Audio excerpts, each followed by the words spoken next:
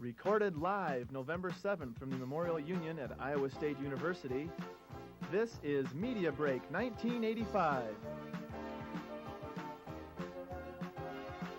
Sponsored by the Iowa State University Media Resources Center, Media Break 85 showcases the new technologies of instruction.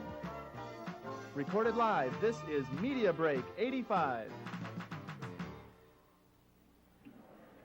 Hi, I'm Bob Lindemeyer, Assistant Director at the Media Resources Center, and we're recorded live from the Great Hall of the Memorial Union with this, the 9th Annual Media Break 85.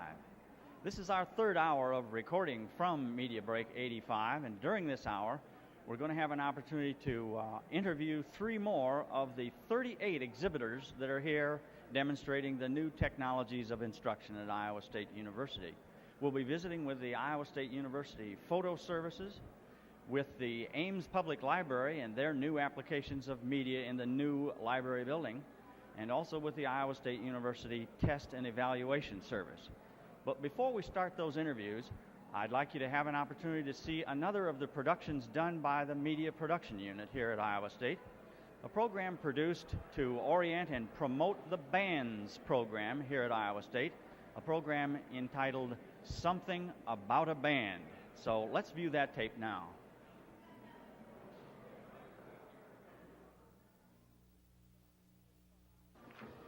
Ladies and gentlemen, presenting the 1985 ISU Band Extravaganza. On Sunday, November 10th at 3 p.m. in C.Y. Stevens Auditorium, the ISU Music Department will feature the wind ensembles, jazz ensembles, and the ever-popular Cyclone Marching Band. Cost of admission is $2 for adults, $1.50 for students, children, and senior citizens. November 10th for the 1985 Band Extravaganza. Well, we had to have a little commercial there about the Band Extravaganza before we actually played the Something About a Band tape that I promoted a minute ago. So as soon as we load up our tape playback system, we'll give you an opportunity to see that production, which was just produced this past spring to be used first of all at Visha last spring and throughout the year to recruit and orient new members to the Iowa State University Bands program. That program runs about 17 minutes long, and it covers the four major kinds of bands that exist at Iowa State University: the ensemble bands, the jazz bands, the pep band that plays at Cyclone basketball games, and of course our favorite, the Cyclone Marching Band. So here's that tape now. We call it Something About a Band.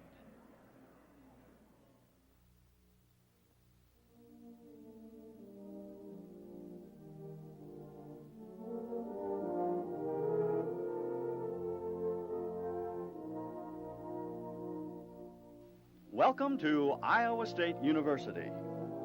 Founded in 1858, Iowa State has evolved into one of the nation's major land-grant universities, widely recognized for its excellence in science and technology and for its beautiful campus. Today, Iowa State enjoys a growing reputation in the arts as well. Growth in the performing arts is most visible in the superb facilities of the Iowa State Center and in ISU's beautiful new Music Hall. Opened in 1981, Music Hall is headquarters for the Department of Music and provides excellent classrooms, rehearsal, and performance space for Iowa State's programs in vocal and instrumental music. Each year, hundreds of students from every academic discipline participate in the ISU Band program alone. The Band program provides opportunities for continued performance and growth for students of all ability and interest levels. The Iowa State University Bands are some of the most popular organizations on campus. Yes, at Iowa State, there's something about a band.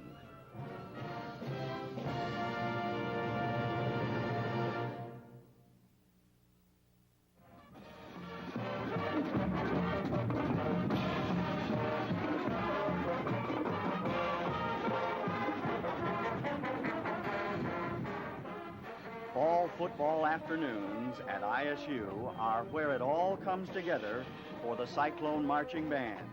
and for these two gentlemen as well. Joseph Christensen, ISU's Director of Bands, and Will Rapp, Director of the Cyclone Marching Band. It's very attractive, and it looks like it'll be a very powerful formation. We have a very large, active, and exciting band program here at Iowa State University. Each year, over 550 students participate in the university bands. These students represent every academic discipline on campus. There are 7 bands in the program. These include 3 concert bands, Wind Ensemble 1, Wind Ensemble 2, and the concert band, 2 jazz ensembles, the Cyclone Marching Band and Pep Band. By far the most popular of our band organizations is the Cyclone Marching Band. Our marching band is 280 members strong, and every year we rely on incoming freshmen to fill those ranks. We perform at all of the home football games and at least one out-of-town game per year. With all those performances, one might think that there's a lot of practice involved. We practice every afternoon, only for about an hour and a half. It does take a lot of practice and a lot of hard work when we're on that practice field. As those of you that have participated in band know, oftentimes our fans never really fully realize the amount of time and hard work and effort that we've put in. But it all comes together and it all pays off on a Saturday afternoon when the final performance looks like this. Ladies and gentlemen, for your pregame, Iowa State University proudly presents the 1984 edition of the Cyclone Marching Band.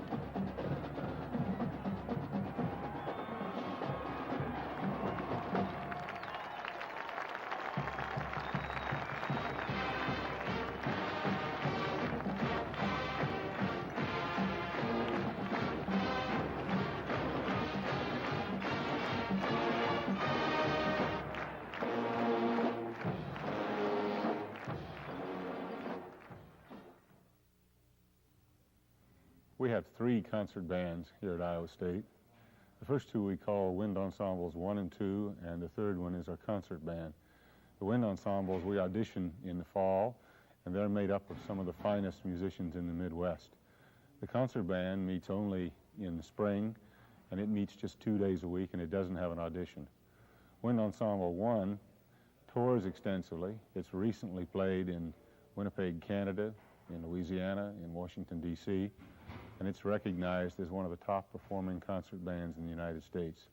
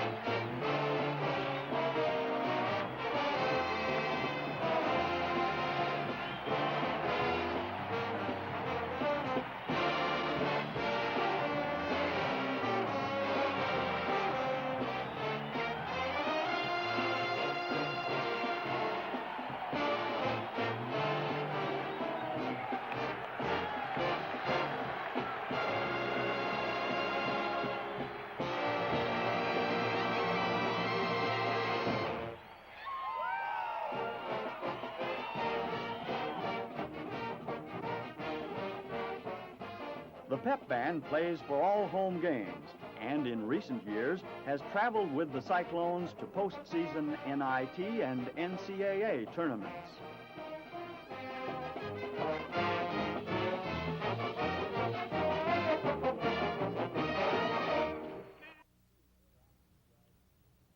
We currently have two very active jazz ensemble programs here at Iowa State University. We call them our Jazz 1 and Jazz 2. Due to the popularity of these organizations, we do have auditions in the early week of the fall semester for both bands. And both of these groups experience numerous opportunities to perform both on and off campus, as well as our Jazz 1, which oftentimes accompanies our wind ensemble on an annual spring tour. One of the real exciting things about our jazz programs here at Iowa State is the blending of the various talents that we get through the high school students that come from the high schools here in this state, as well as through other selected high schools in the country. It's a lot of hard work, but a lot of fun.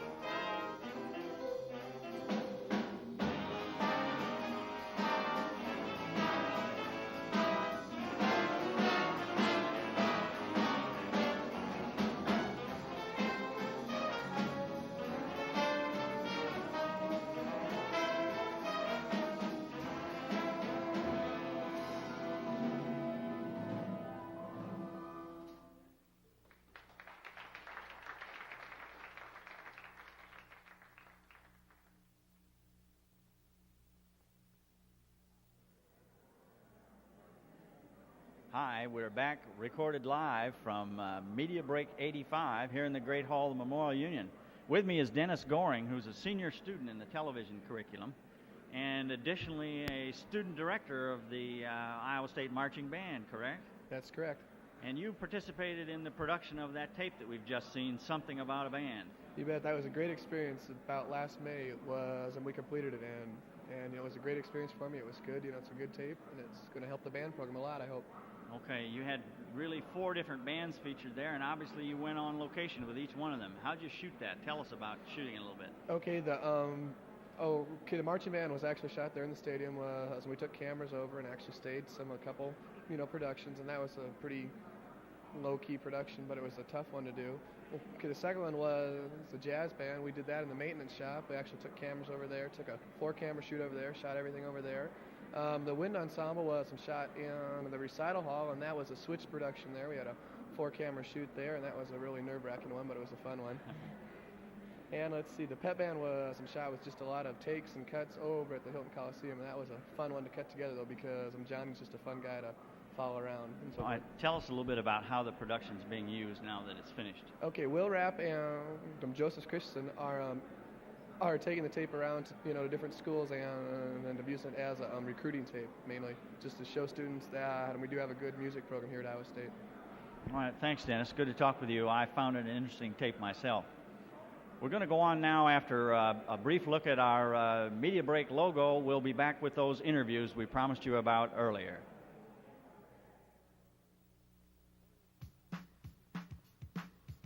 Recorded live November 7th from the Memorial Union at Iowa State University, this is Media Break 1985.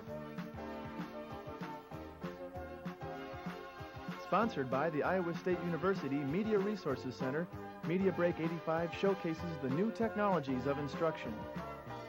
Recorded live, this is Media Break 85.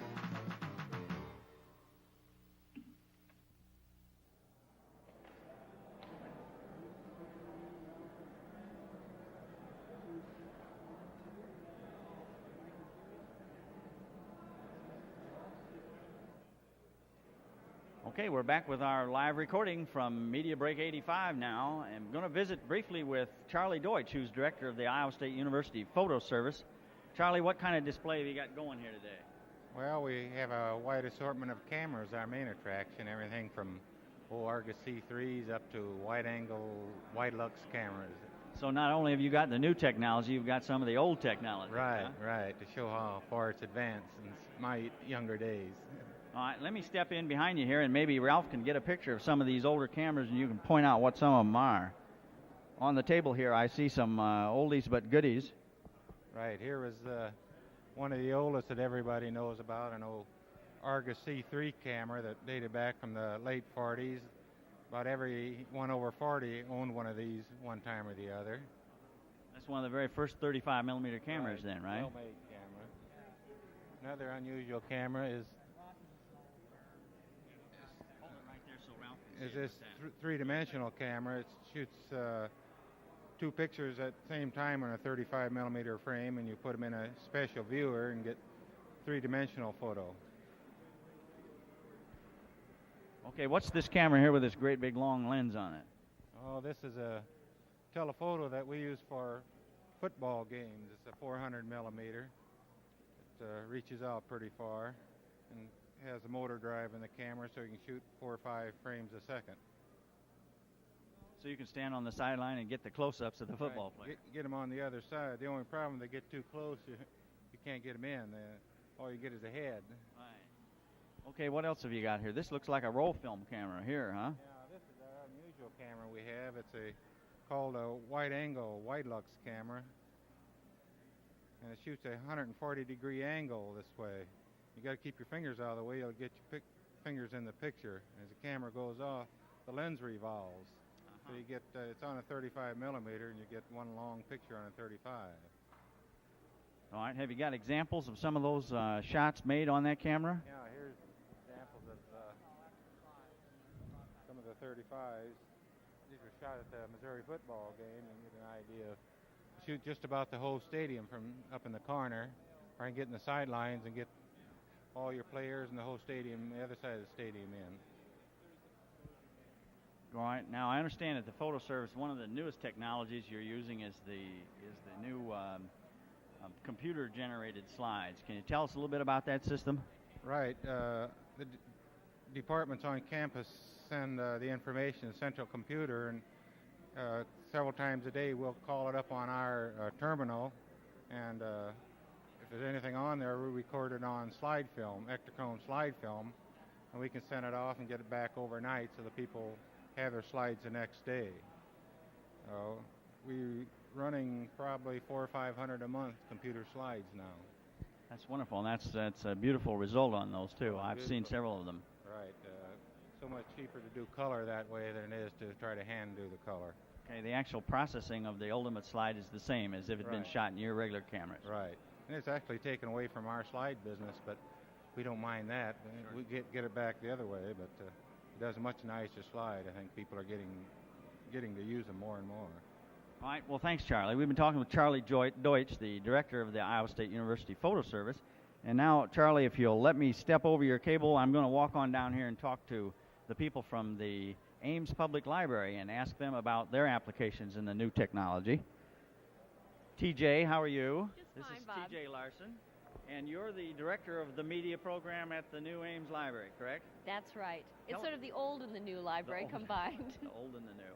Tell us how you're using the new technologies at the Ames Public.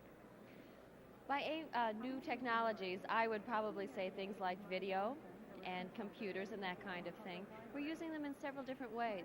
We loan out videotapes to people, informational, theatrical films and that kind of thing. Okay. People can also watch their own videotapes in our library. We have listening and viewing centers there. We have 4 public access microcomputers. One thing that you hear blaring in my ear, too, is part of the new technology. The library is involved in producing videotapes for public use. They're aired on Ames Public Access Cablevision. And that's kind of an exciting development to put information out of the print world and into the new technologies for people. I should say now, on one of my visits to the library recently, I saw some microcomputers there, too. You're using some of those. That's right. We use 4 for public access. There are 2 Apple IIe computers. Those are disk drive. And there are 2 older ones, which are cassette-driven. Children use them, adults use them, and we have a variety of pieces of software that can be used in the library. The software doesn't check out, but they're... Oh, yeah, okay. So But I you may can't use check that out and duplicate it, No, huh? it needs to be used in the library. Okay, and you say you have 2 microcomputers at the library? 2 Apples. 2 Apples. And then there are 2 Commodores, which are cassette-driven. Very good. And the videotapes you mentioned you're circulating, are they available in all the different formats? What? We only have half-inch VHS standard play cassettes. Okay. That seemed to be the format that was dominating the market, so we decided instead of trying to do, for example, beta or 3/4 or anything like that, we just stick to half-inch tape. Okay, well, we're all going to look forward to coming down to the library and Please seeing do. some of that media. Thanks for talking with you, TJ. Thank you, Bob. Okay, bye. Let's go on now and walk on down the row and have a chance to visit with the Iowa State University Test and Evaluation Service. Hi, Dorothy. Come on in. I want you to meet our cameras and our viewers at home. This is Dorothy Lewis, who's the director of the Iowa State University Test and Evaluation Service. Correct. Now, where are you located, Dorothy? We're in 32 Carver Hall. It's in the basement off the loading dock. Okay, and tell us about the services you make available to faculty. Test and Evaluation Services does all the computer scoring of answer sheets on campus. In addition to that, we do faculty evaluations. We'll take research data off answer sheets.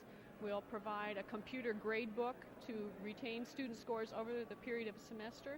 And we also do item banking, wherein instructors can load their test questions onto a file and generate test masters directly from a computer file. Oh, that sounds like an interesting application. Now, can they find test items from colleagues at other universities, for example, and incorporate them?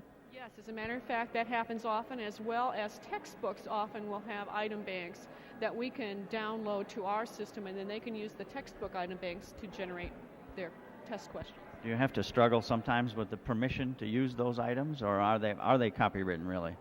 Well, they're probably copywritten, but if you buy the textbook companies will supply you with those questions for a fee, naturally. And then there's usually no problem with our downloading them to our system. That's fine. You've got the use of the questions, and we can download them to our medium. Okay, now I see that you have a microcomputer here. Is that some of the test item kind of student record, or what is that? This is a student record-keeping program that we developed for the microcomputer.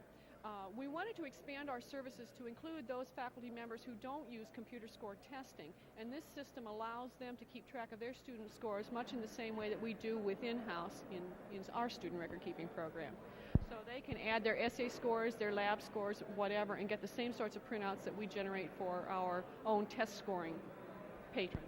Okay, so not only is it a service to help build the actual test, but you're providing management services for keeping up the teacher's old record book. That's right. And that becomes quite a job for these instructors who have 300, 400 or more students that they have to keep track of throughout a semester. All right, now is there a charge for your service to the faculty? No, not for instructional purposes. We'll do the item banking, the student record keeping, and the standard scoring for no fee at all. That's just part of our mission at the university. Now, for research and other sorts of projects, there is a small fee, but it is nominal. It essentially just covers our costs. Are the main test item banks and that kind of thing kept in a microcomputer as you have here, or are you working through the main computers on campus? It's not on a micro, it's on our own in-house system, though. We are not connected to another system, and we think that that provides us an additional element of security by not having it on the mainframe. All right, well, thanks very much for talking with us. This is Dorothy Lewis from the Iowa State University Test and Evaluation Service. And that completes our current 3 interviews in this part of Media Break 85. We're going to be going on now and taking a look at one of our PSA messages, another moment from the Stop Smoking Clinic.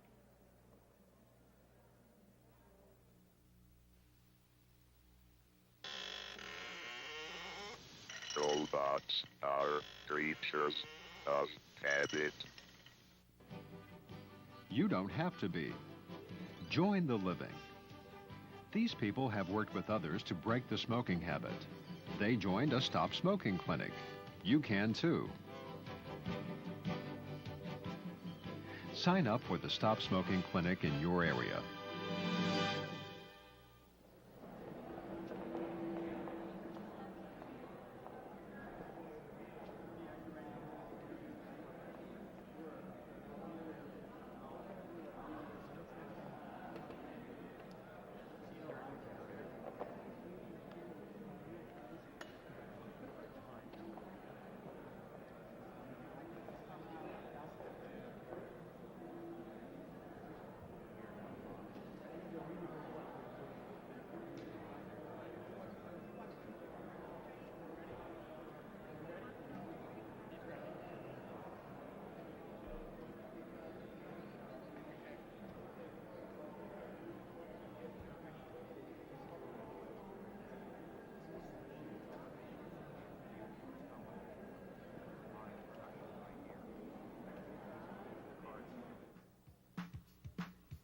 Recorded live November 7th from the Memorial Union at Iowa State University, this is Media Break 1985.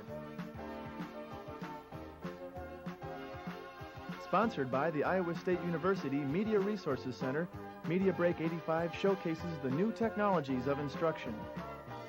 Recorded live, this is Media Break 85. Well, we're back here in the Great Hall, and I'd like to introduce you to Trudy Jacobson, who's the director of the Library Instruction Program here at the Parks Library at Iowa State University. And Trudy, you're training all the undergraduates at Iowa State on how to use the library. That's right, and that's a lot. How many does that amount to a year? Well, it's 6,000 plus 200 honor students. 200 honor students. Do they take a special version of the course compared to the other students? Yes, the others take it for a period of 8 weeks, and the honor students do it in either 10 days to 2 weeks. All right, I'm trying to ask some interesting questions here, but I know that one of the reasons you're here and we're talking about this is that several years ago we produced a series of videotapes to help with your basic library instruction program. Right. And tell us a little bit about how you've been using them.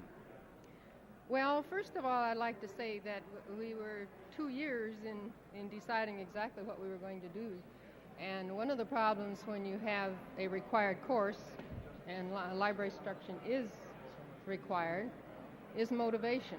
Because students, if they find a course is required, they really don't like to take it. So we thought maybe if we could interject some film, videotape, something a little bit different, that this might help. And you know as much about that as I do. Well, because you helped do it. It was an interesting project, and we spent probably a good year putting it together and producing it, and it's been used, and now it's a little bit outdated because of the new edition on the library. Yes, so yes. We're in the process of getting ready to produce that tape series over again. Last year we were able to use only one, but now this fall we haven't been able to use any of them. And we have the scripts ready, and we are hopefully going to produce a new series exam week, Very which good. is in December. Well, because that new series is not yet completed, we will give you an opportunity to see an excerpt reel from the videotape that was produced about 3 years ago. Excerpts from Library Instruction 160.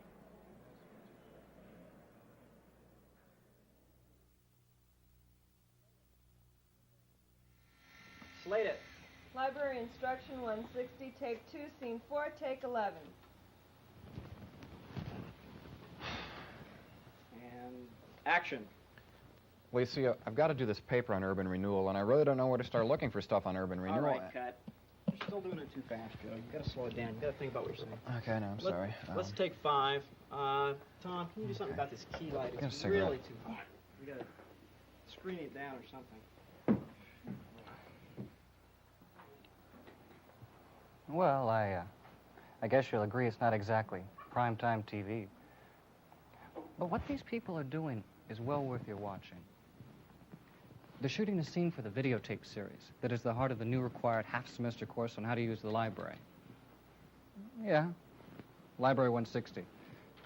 You've got to pass it to graduate. Well, I'm here to tell you how to do just that, the easy way. And at the same time, really learn how to use the library. When this tape ends, you'll get a copy of his schedule. It outlines just exactly what you have to do to meet the requirements of Library 160. There are a total of 4 videotapes to view, including this one per week for 4 weeks. Each is designed to introduce you to an aspect of using the library, and is tied to a section of your library instruction manual, which, well, if you haven't purchased yet, you ought to. It's got everything you need to know to pass the course. It provides backup detail to the tape, and gives you a quiz-type worksheet with the answers at the back of the manual. And during the 4th week, I'm going to take you through a step-by-step procedure on how to complete the one required assignment for the course. During the 5th week, you'll come to the library and do that assignment. That same week, you can take first shot at passing the required final test for the course. You get 3 tries if needed. So if you've watched the tapes, read your manual, and done that worksheet, well, you have no trouble at all being finished that last week. And believe me, that's better than screwing around till the last week, cramming for the test, blowing it, and then having to be rescheduled to take Library 160 all over again. Look, it's really not that hard. Besides, knowing how to use the library can help you with virtually all your other coursework. And if you've got any questions, your instructor will answer them when the tape ends. But first, I'm going to take you on a brief tour of the library.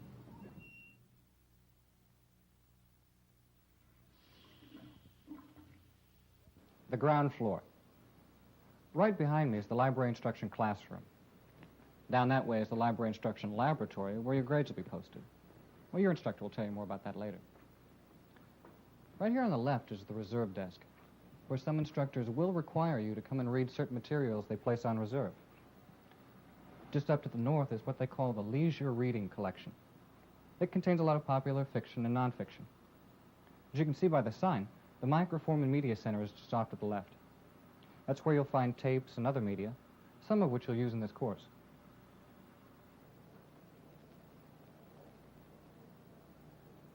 Well, that's about it. The 25-cent tour. Next week, when you come back to your section meeting, we'll look at tape 2 and how to locate books and serials in the library.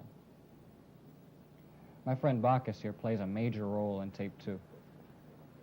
If the dog can find his way around the library, so can you. We'll see you next week. Good dog, yeah. So if you don't know the name of a particular author or the title of a particular book, you use the subject catalog and look your topic up in it. Oh. Okay? Uh-huh. You want urban renewal, right? Yeah. Okay. Urban. Okay. What do you think? Should work, I guess. Okay. Urban renewal. That's the subject we're looking for. Lotman, Herbert R. is your author. How Cities Are Saved is the title. Joe, write this down so we can find this thing and get out of here, okay? Okay. Okay.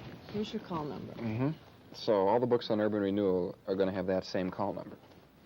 No. All the books on urban renewal will have the HT166, but only this one's going to have L68. You see, this library uses the Library of Congress classification system. There are other systems, too. But the Library of Congress system uses a separate letter for each major class of knowledge. The H in the card they're looking at stands for social science. Then a second letter denotes a subdivision. In this case, T stands for communities, and numbers provide further subdivision. So, we've got HT 166, stands for city planning and urban renewal. So to find this book, you'll need to write down the whole call number. Okay. Okay? Got it all down. Good. Now we go find the book, right? Wrong. First, we go check the circulation printout to make sure the book isn't already checked out. Come on. It's over here. Bacchus, I want you to get HA 34.5, G9. It's 1976. It should be on the 3rd floor, and it's blue, okay?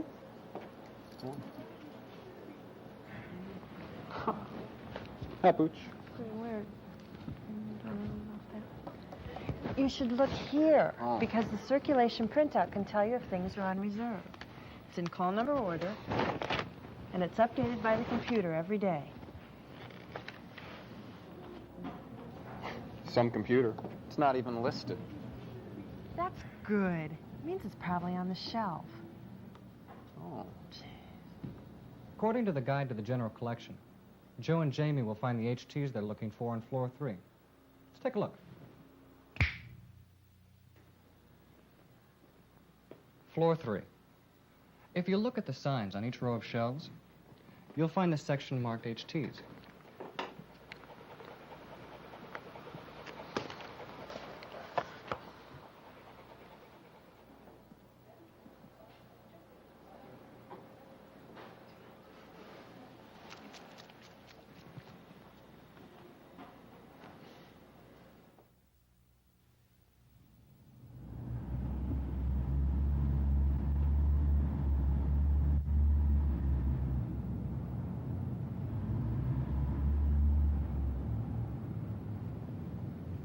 Hi.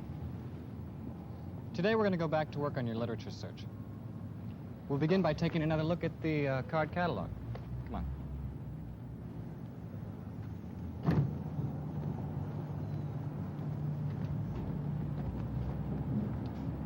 Here.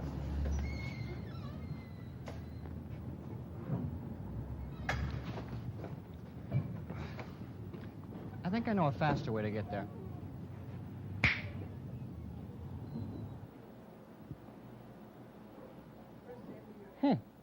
Looks like Joe and Jamie are still searching the card catalog. Jamie, what does it mean when a card has a little star above the call number? Oh, that, or the letters REF, mean that that book's in the reference collection. Hey, they have a lot of useful stuff over there. Might be able to help you with this paper. Come on, let's go ask. Already. I thought the reference place was just for encyclopedias and junk like that. Well, yeah, they have encyclopedias, but they have a lot of other stuff, too. Hi, can I help you? Yeah, I was just telling old Joe here that you guys have more things in the reference collection than just encyclopedias. You're right, we do. A lot of reference books do give basic information, like encyclopedias, handbooks, directories, and many others act as guides to sources of information, like indexing services. Well, we just found this card on urban planning in the subject catalog, and it says that the book is here in the reference collection. Okay, now we're ready.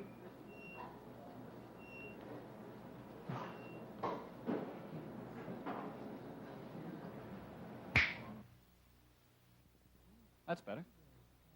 Okay, let's see. Oh, there is one other thing.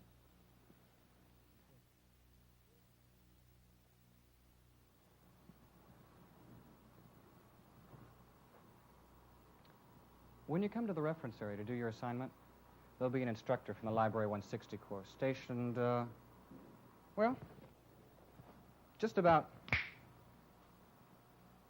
there.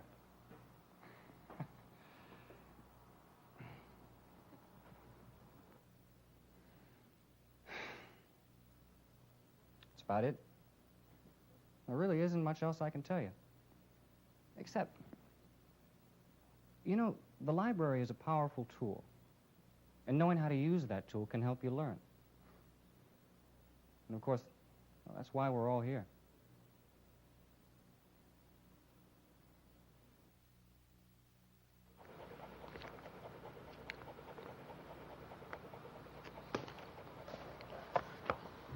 Here, Bacchus. I'm done with this.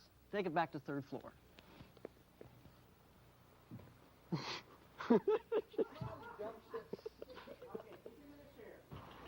Bacchus. Okay, Bacchus, come this way. Follow him. Bacchus. Bacchus, look over here.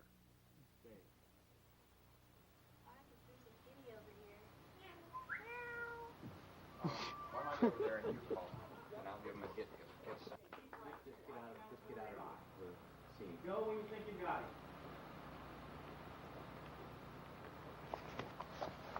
Bacchus, I'm done with this now. You can take it back to third.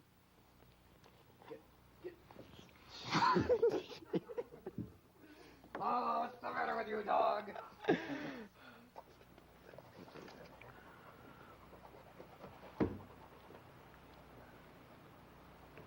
Bacchus, I'm done with this book now. You can take it back to third. Good one. Go, get. Hey, Bacchus? Bacchus? You on the shot, Joe? Hey, Bacchus?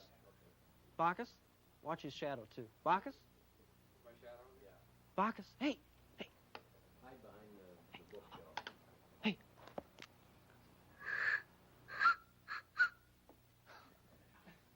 Come here. Come here. Sit. Good boy. That was good. Good boy. That was good. Yeah. Good boy. Good boy. Let's try that again. Come on, up here. Up here. We get all kinds of dog bones when we get home if you pull this. Sit. Okay. Hey.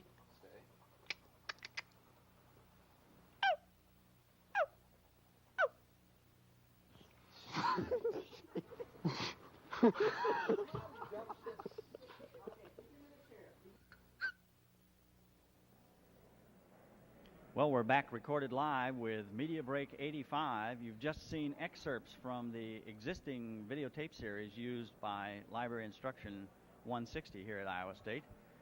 And in the immediate future is some interesting possibility for a new form of technology of instruction, and that's interactive videotape. I have with me Mike Albright, who's coordinator for instructional development here at Iowa State. Mike has been working with a new interactive program, and he's going to demonstrate it for Trudy Jacobson, the director of the Library Instruction Program. So, Mike, tell us first of all what you've got here and what you're going to be showing us. Okay. Interactive video is a new technology that involves the marriage of instructional computing, the traditional computer-assisted instruction, with capabilities of video. And so our components in this system are a standard microcomputer and a monitor and a videotape player. We have produced this interactive video project on a topic that's dear to your heart, doing a library literature search. And in an interactive video program, there's always a lot of what we call front-end work, which in this case involves careful planning of a flow chart, which of course is typical of any computer-assisted instruction. And then the development of a computer program, in this case one in AppleSoft Basic, which directs the computer-assisted program instruction as well as the video segments that are employed in this program. So let me run it here and we'll have a demonstration of how it works. Now this is is all based on a script, right? That we got. Yes, I have a set of these. It's written up first, right? The video segments went through a scripting process, just the same as any, the same as your television, right. video segments that were done for Library 160. Okay, now we're getting into the program, and it starts with a title. Perhaps the camera can get a close-up of the monitor here. Welcome to an interactive video experience, and then as kind of a personal touch, the program asks for my name. So my name is Trudy for today. So it says that it's very user-friendly, and so we're going to get along very well with the computer program, and then press return to continue. Now at this point we have an option as to 7 or 8 different disciplines, geography, elementary education, animal science, business administration, and so forth, in which our simulated literature search can be conducted. And so business administration is the one we're going to select. Then we go to topic selection, where we have an option of 4 different topics, and so let's select physical fitness for business executives. And then there's a random access aspect to this program, so if we want to just see a video segment on reading catalog cards, we can go directly to that. But let's go on ahead, and it says now it's very important that we need to know about call numbers, and it asks us if we want to see a segment of videotape on call numbers. So let's type in yes. Now at this point, excuse me, it's been a long day here at Media Break. My voice is slowly fading away. The tape is searching right now for the precise spot on the tape where this video segment starts, and we're very lucky we found it. And so now it should show us a piece of videotape on call numbers, and it will come up any minute now. There we go. And so this is... Have you ever wondered how the library keeps track of its books and periodicals so that they're always put in the right place on the right shelf and people know where to look to find the ones they need? They use a system of what are known as call numbers. Call numbers are the set of letters and numbers that are printed on or attached to every publication in the library. Turn the volume down here so I can talk about what happens. The student in the program will see this piece of videotape, which actually runs about 3 or 4 minutes, so I'm sure we don't have enough time to show it all. And then we come back to the program, then we go into the next little segment. It talks about the process of reading a catalog card and searching for appropriate subject headings in the subject index. And if the student doesn't understand one of these little segments, can the student go back then? Yes, there's capability built in where the students can rotate back through a segment and look at it a second time. This looks to me like it has a lot of interesting potential. I'm going to run on now. Thanks for letting us look at your new interactive instructional program. We're going to go over now and interview Don Reek, Assistant Director of the Media Resources Center, about some of the new technologies that are available at the Media Resources. So here we go.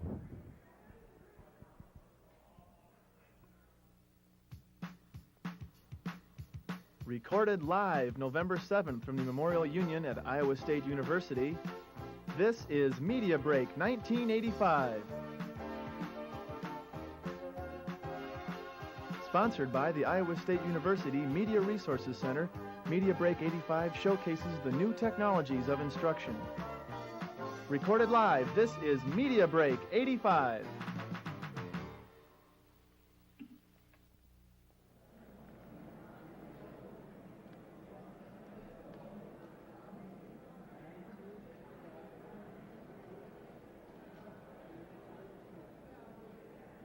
Well, we're back over on the other side of the Great Hall here at Media Break 85, and I'd like to introduce to you Don Reek, Assistant Director of the Media Resources Center. Don's in charge of our Media Services Division, and as such is up on all the new technology that's being used in instruction. Don, tell us about the trends.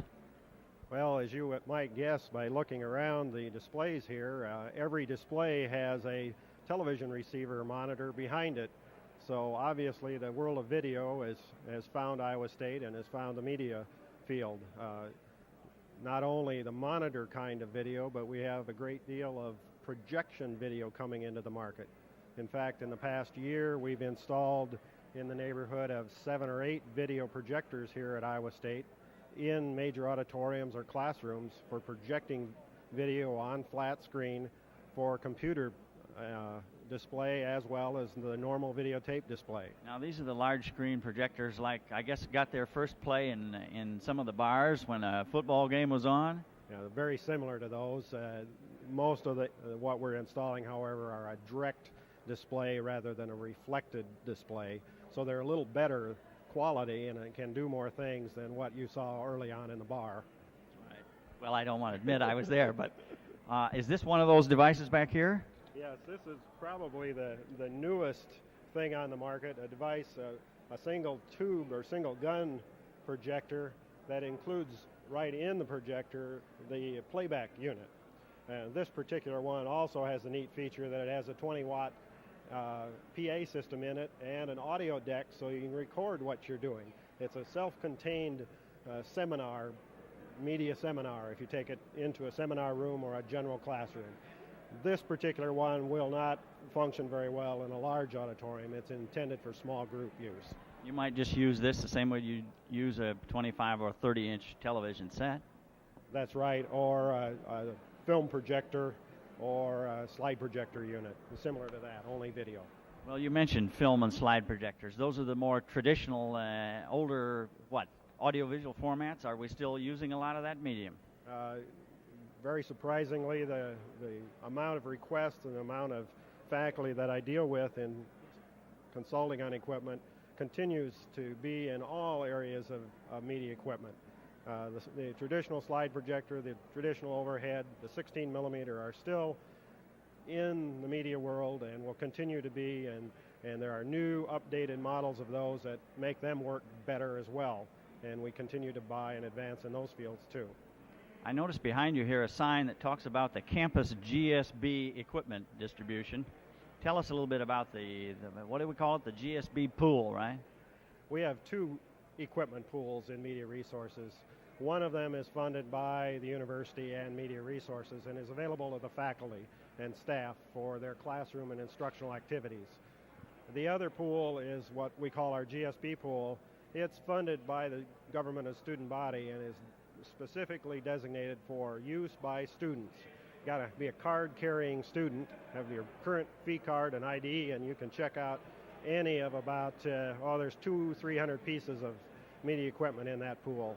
And you can use them for your class activities, for a presentation you're doing, for a project you're doing, or for your own personal or entertainment type uses.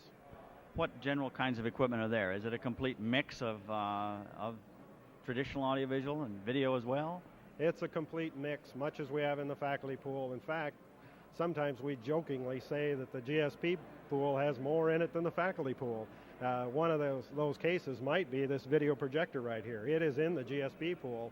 Currently, we don't have that same unit in the faculty pool. So the students have got a leg up on the faculty on that one. Yes, they do.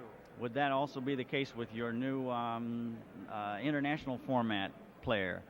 Yes, just arrived a couple days ago. Back behind me here is a PAL C-Cam monitor and playback deck for playing back the formats from around the world.